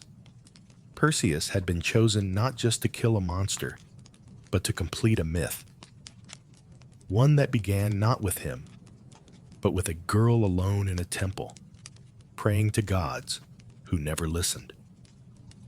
Perseus set off with divine tools at his side and the weight of a king's challenge on his shoulders. But finding Medusa was not as simple as crossing land or sea. Her location had been buried by time, hidden even from the gods who had cursed her. To find her, Perseus needed answers that no mortal could give. He sought out the Gray, 3 ancient sisters who shared a single eye and a single tooth between them. They were older than gods, draped in shadow and spite, living in the void between light and nightmare. They knew where Medusa slept, for they were her kin. Perseus didn't beg. He didn't plead. He waited until one of the sisters passed the eye to another and snatched it from their hands. "Tell me," he demanded, holding their only vision hostage, or remain blind forever. They hissed, but they spoke. They told him of a distant island beyond mortal maps, past crags that tore ships to splinters, where stone statues littered the shores like fallen soldiers. An island where no birds sang and no stars dared linger. The lair of Medusa. And so Perseus flew, sandals slicing through clouds, heart pounding, not with fear, but anticipation. He saw himself returning to Serapos with a head in his hands, triumphant, Dire proud, Polyctes humbled. He did not yet question the story he'd been told, that Medusa was a monster, that she deserved to die. The gods had prepared him, but they had not warned him. They had not said that her cave was lined with the remains of men who called themselves heroes. They had not said that her eyes were not cruel, only cursed. And they had not said that her face beneath the serpents behind the myth still carried the shape of a woman once full of faith. As he flew across the sea, the winds howled louder as if trying to speak. But Perseus heard only silence. A silence the gods knew well. Because when you create a monster, the last thing you want is for someone to hear her speak. When Perseus landed on the shores of the island, the world seemed to hold its breath. No breeze, no bird song, only statues, hundreds of them, scattered like fallen warriors across the cliffs and crags. Their faces were twisted in terror, mouths frozen mid-scream, eyes wide with the last thing they ever saw, her. He stepped over stone limbs and shattered shields, his sword sheathed, his mirrored shield held tight. Athena had warned him, never look at her directly. Use reflection. Be swift. Be silent. But what the goddess hadn't said was why the statues looked not just terrified, but surprised. As if in their final second, they'd realized they were wrong. Perseus moved deeper into the cavern, wings folding behind him. The air was thick with damp moss, snake musk, and something else. Sorrow. The serpents hissed before he saw her. A low symphony of warning and weariness. Then she appeared, not charging, not roaring, not even aware. Medusa slept, coiled on a bed of stone, arms curled around herself like a child. Her face in the mirrored shield was peaceful, fragile. A strange beauty lingered, though her features were half hidden beneath the tangle of venomous serpents that rested for now in slumber. She did not look like a monster. She looked like someone who had been left behind. Perseus hesitated. This was not the roaring beast sung about in legends, not the terror painted on urns and shields. She was just a woman, cursed, asleep, and utterly alone. But the gods had given him a task. He remembered his mother. He remembered the mocking voice of Polyctus. He remembered glory, and so he raised the sword, his eyes fixed on the mirrored shield. He took one step closer. A snake lifted its head. Medusa stirred. Her eyes fluttered, still closed. She did not scream. She did not fight. She barely breathed. And in that moment, Perseus struck. The blade hissed through the air with a divine edge. Silence followed. When her head fell into the satchel, lined with bronze scales, the island exhaled. The curse was done, or so he thought. Because you can kill a body, but not a story. And Medusa's story was just beginning. Perseus didn't linger. With Medusa's head hid in the enchanted satchel, its gaze still potent even in death, he rose into the sky, sandals beating against the clouds. But the silence of the island clung to him, not a silence of victory, something colder. The head still pulsed with quiet power. Though severed, it was not lifeless. The snakes writhed, tongues flickering, sensing the world beyond the bag. Her eyes remained open, unblinking, capable of petrifying anything that dared peer within. Perseus didn't look. He dared not. The gods had given him a weapon now, a divine trump card, but he began to feel uneasy carrying it. As he flew across the ocean, creatures of shadow stirred in the waves. For this act, though heroic in the mortal realm, had awakened old pacts. Medusa's death had not gone unnoticed. Deep in the sea, her slayer had disturbed the balance. Poseidon felt it. Athena knew it. The fates woo quietly. And far above Olympus, a storm began to gather. Still, Perseus pressed on. His thoughts were consumed with what came next. He would return to Serapos. He would silence King Polyctus, free his mother, restore his name. He would be a hero. That's what the stories promised. But the weight of the satchel told another tale. He remembered the mirrored shield and the face he'd seen.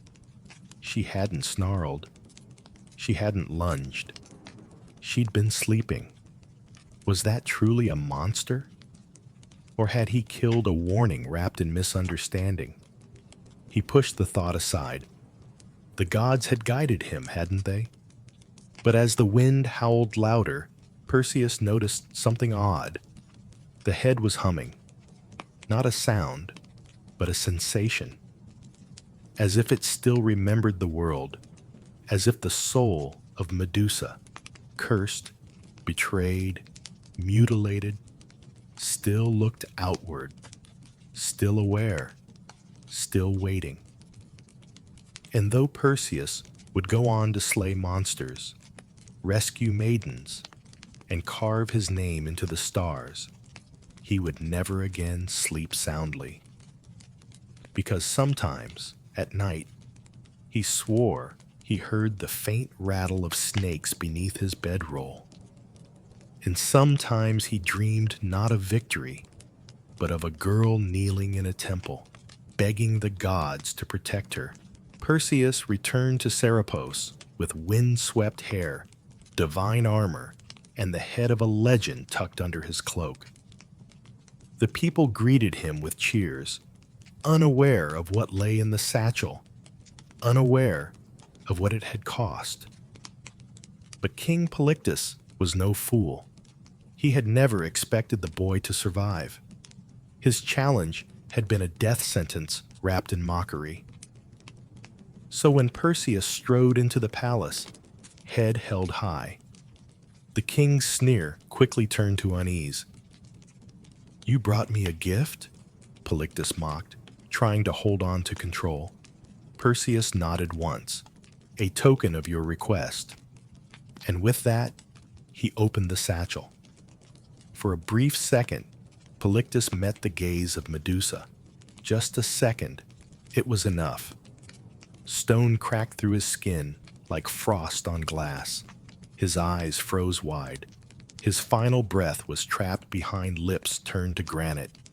The king, so smug, so cruel, was now nothing more than a statue. The room erupted in screams. Couriers fled. Some fell to their knees. Perseus remained silent, his expression unreadable. His mother, Dia, rushed to embrace him, finally free.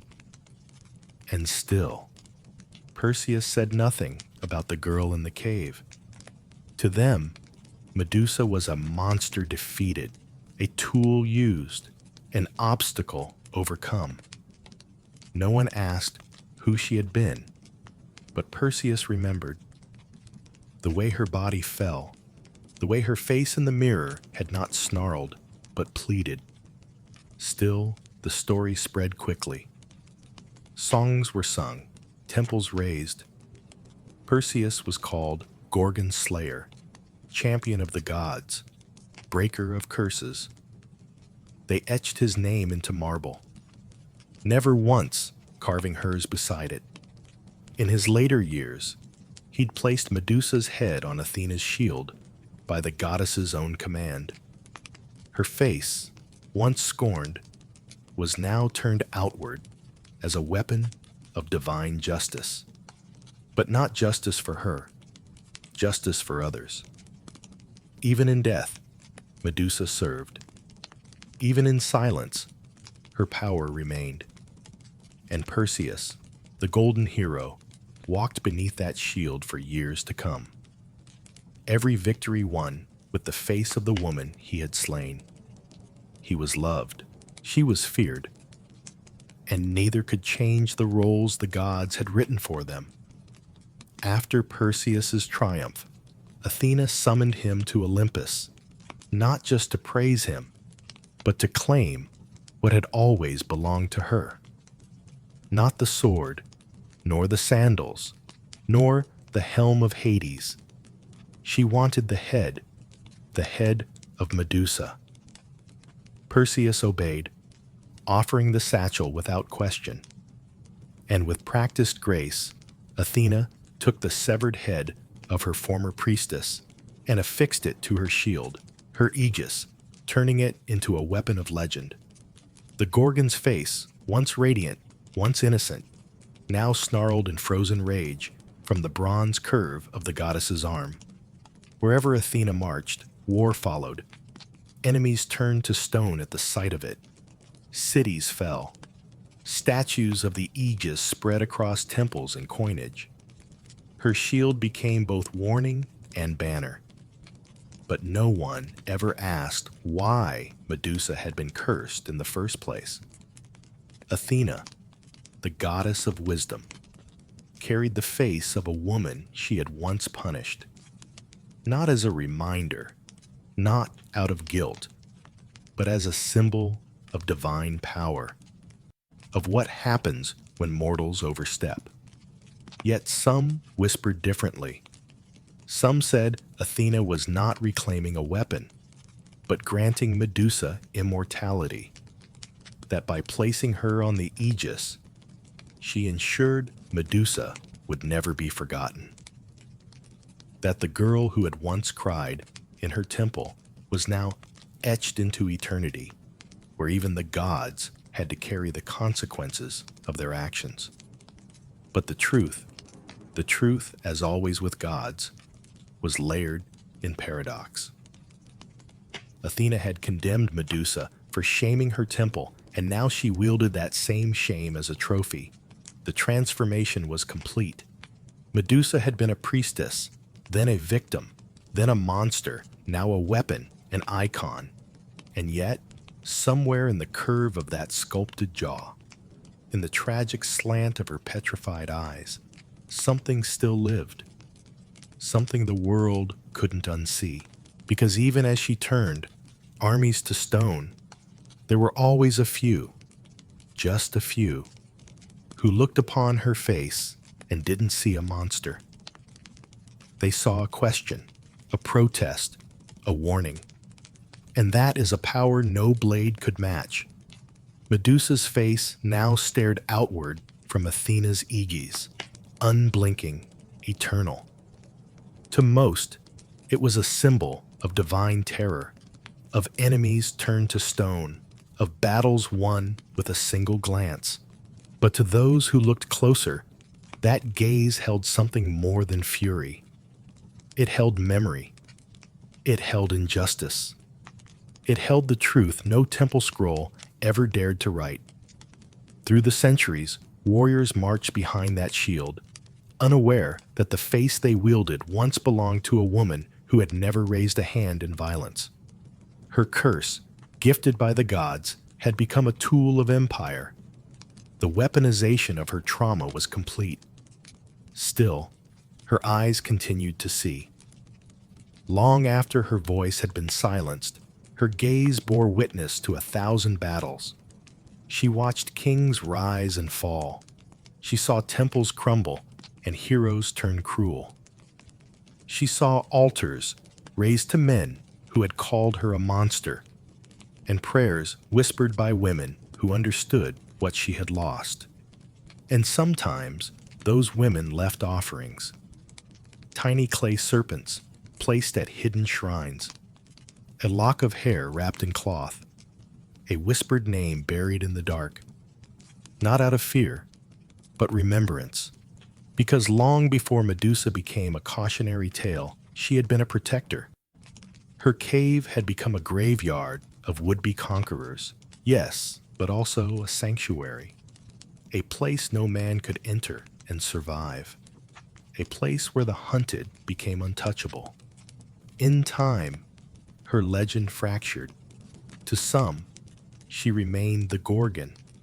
To others, she became something else entirely, a symbol of resistance, a goddess of wrath and wounded justice, a spirit that stood between the powerless and the predators.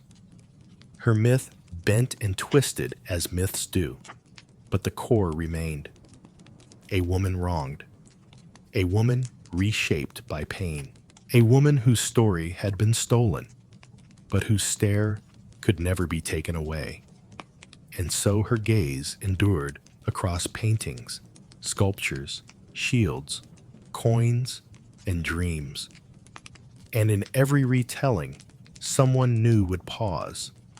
Someone would ask, was she really the monster? And in that question, Medusa lived again. Centuries passed. Empires crumbled. New gods rose and fell, but Medusa endured not as flesh and blood, but as symbol and shadow. Her face, chiseled into marble and cast in bronze, migrated across cultures. In Byzantium, in Rome, in forgotten corners of the world, her image lingered just beneath the surface of myth and memory. But something strange happened over time. The tale began to split.